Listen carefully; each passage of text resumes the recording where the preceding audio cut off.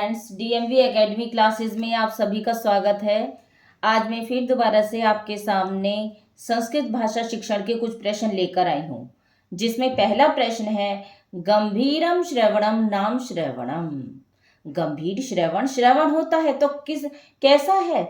ध्यानेन सह, option B धैर्येण सह, धैर्य के साथ, या फिर ऑप्शन सी अनुशासनेन सह, अनुशासन के साथ, या ऑप्शन डी असहिष्णुतया सह, या असहिष्णुता के साथ। तो इसमें आपका सही आंसर होगा ऑप्शन ए ध्यानेन सह। गंभीर श्रवणम नाम श्रवणम ध्यानेन सह, कि जो गंभीर श्रवण होता है उसका जो तात्पर्य होता है वो ध्यान पूर्वक सुनने से है।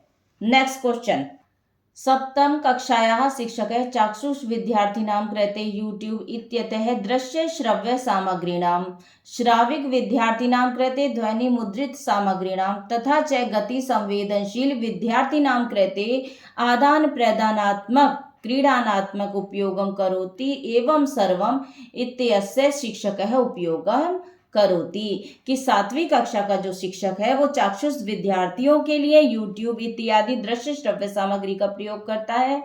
जो श्राविक विद्यार्थी हैं उनके लिए ध्वनि मुद्रित सामग्री यानी टेप रिकॉर्डर आदि का प्रयोग करता है। गति संवेदनशील विद्यार्थियों के लिए आदान प्रदानात्मक और खेल संबंधी साधनों का उपयोग करता है। तो ये सभी जो साधन शिक्षक के द्वारा उपयोग किए जाते हैं उनका संबंध कैसे समावेशन से है?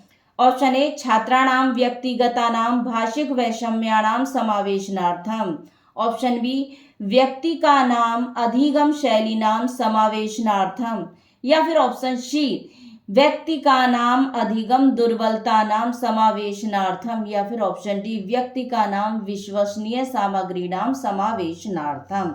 इसका सही आंसर होगा ऑप्शन बी व्यक्तिकानां अधिगम शैलीनां समावेशनार्थम, की व्यक्तिगत अधिगम शैली के समावेशन के लिए। नेक्स्ट क्वेश्चन, ज्ञानवादिनां अवधारणानुसारं भाषा शिक्षकस्य दृष्टया बालानां त्रुटयः सन्ति। ज्ञानवादियों की अवधारणा के अनुसार भाषा शिक्षक की दृष्टि में बालकों की त्रुटियां हैं। तो क्या है? अधिगमे बाधक रूपेण, अधिगम में बाधक के रूप में, या ऑप्शन बी अधिगमस्य अंग रूपेण येन चिंतने अंतर्दृष्टि लभ्यते प्राध्यापः, कि अधिगम के अंग रूप जो होते हैं अंग रूप के द्वारा जिनका चिंतन अंतर्दृष्टि के द्वारा होता है, या फिर ऑप्शन सी तत्क्षणे एव तः निवारणीया भवन्ति येन तासाम जलपूरी पुनरावृत्ति न भवेत नाविकः, उसी क्षण निवारण करते हुए उन चीजों को येन तासाम पुनरावृत्ति उनके बार बार की पुनरावृत्ति को रोकने के लिए, या फिर तेसाम अनवधान कारणात् यस्य निराकरणं शीघ्रतया वृथा करणीयं भवति।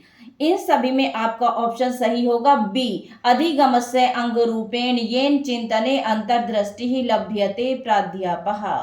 नेक्स्ट प्रश्न, वाइगोत्स्की महोदयस्य पृष्ठाश्रय परिकल्पनानुसारं शिक्षकः भाषायाः छात्रेभ्यः युग्मेन सहायं समूहेन वा कार्यं कर्तुम् अवसरं दद्यात् यतः, कि वाइगोत्स्की महोदय के अनुसार पृष्ठाश्रय परिकल्पना में शिक्षक जो भाषा का होता है वो छात्रों को जोड़ों में अथवा समूहों में कार्य करने का अवसर देता है। यतः क्यों देता है वो? ये एतेन कार्यस्य प्रबंधने शिक्षकस्य सहायता भवति, के ऐसे कार्य के प्रबंधन से शिक्षक की सहायता होती है। ऑप्शन बी छात्राणां परस्परं वार्तालापेन शिक्षकस्य विश्रामः भवति, छात्रों के परस्पर वार्तालाप के द्वारा शिक्षक को विश्राम मिलता है, या फिर ऑप्शन सी सामाजिक भावस्य आदान प्रदानं महत्वपूर्ण माध्यम भवति येन अधिगमः भवति, सामाजिक भावों का आदान प्रदान महत्वपूर्ण माध्यम है, सामाजिक भावों को आदान प्रदान करने का ये एक महत्वपूर्ण माध्यम है जिसके द्वारा अधिगम होता है, या फिर ऑप्शन डी ए विधम सामाजिक आदान प्रदानम छात्रान पथभ्रष्टान करोति, इस प्रकार का सामाजिक आदान प्रदान छात्रों को पथभ्रष्ट करता है। तो इसका सही आंसर होगा ऑप्शन सी कि वेगोस्की महोदय के अनुसार जो पृष्ठाश्रय परिकल्पना होती है, इसके द्वारा जो बच्चों के सामाजिक भावों के आदान प्रदान में महत्वपूर्ण सहायता मिलती है और ये इसके अधिगम का भी महत्वपूर्ण साधन है। स्कैफोल्डिंग क्या है? अब इसमें आपका जो स्कैफोल्डिंग हाइपोथेसिस दे रखा है, ये क्या है? यह एक शिक्षण प्रक्रिया है जिसमें बच्चों को दिए जाने वाले निर्देश की मात्रा तथा स्वरूप उनके विकास के स्तर के अनुरूप ही होता है। नेक्स्ट प्रश्न देखिए। व्यापकम पठनम छात्राणाम रुचि वर्धति। व्यापक पठन छात्रों में रुचि को बढ़ाता है। ऑप्शन ए अपरिचितानाम शब्दानाम अर्थस्य अनुमान करणे। अपरिचित शब्दों के अर्थ के अनुमान करण में। या फिर ऑप्शन बी पाठे आगतेषु व्याकरण विशेषु। पाठ में आए हुए व्याकरण विषय के संबंध में। या फिर ऑप्शन सी कविता संपाठे। कविता के पाठ में। ऑप्शन डी आनंदार्थम पाठस्य पठने। या फिर आनंद पूर्वक पाठ का पठन करने के लिए। तो इसमें आपका सही आंसर होगा ऑप्शन डी आनंदार्थम पाठस्य पठने।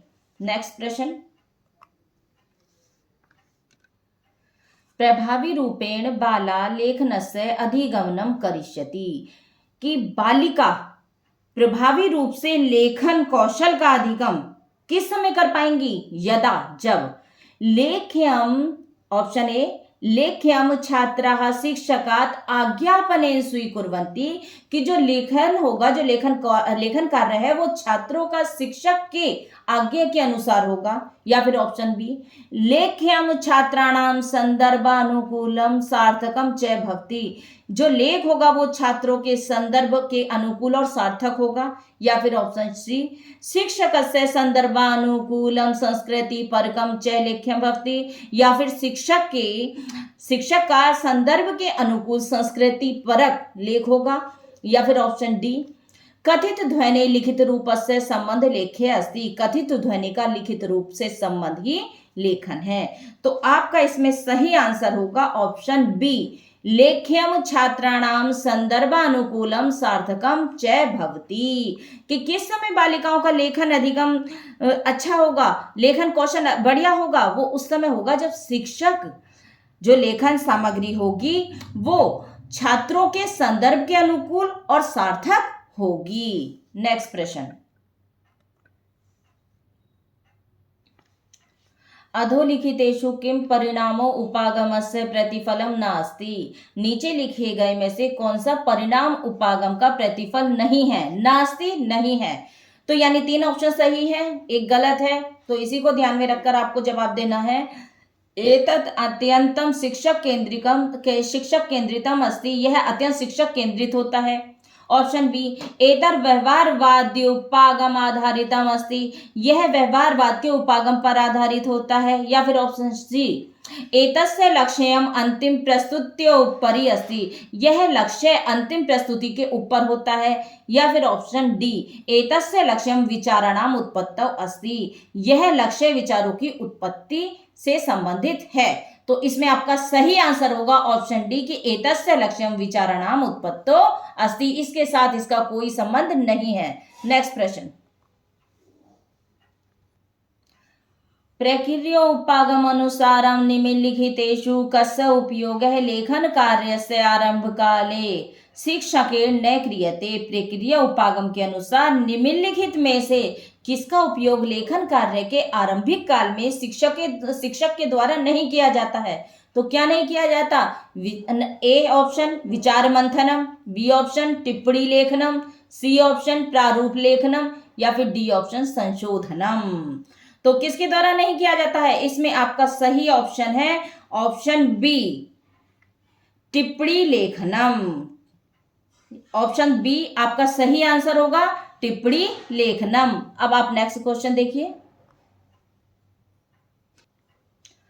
पात्र अभिन्नयम प्रत्येकम भाषा कक्षायाः अभिन्न अंग रूपेण स्यात् यतः। कि पात्र अभिनय प्रत्येक भाषा कक्षा में अभिन्न अंगों के रूप में होना चाहिए। यतः क्यों होना चाहिए?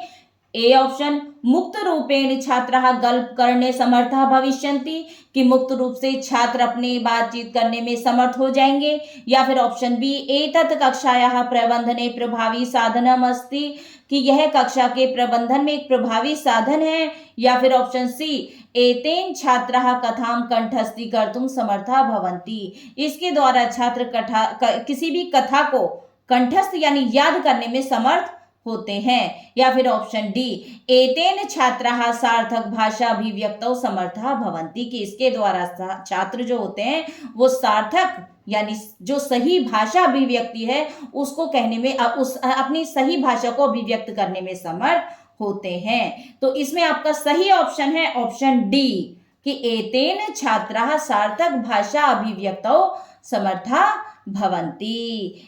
इसी के साथ आज यह हम आपके से विदा लेते हैं। नेक्स्ट वीडियो में आपसे फिर दोबारा मिलेंगे आगे के भाषा शिक्षा से संबंधित प्रश्नों को लेकर। तब तक के लिए नमस्कार, धन्यवाद।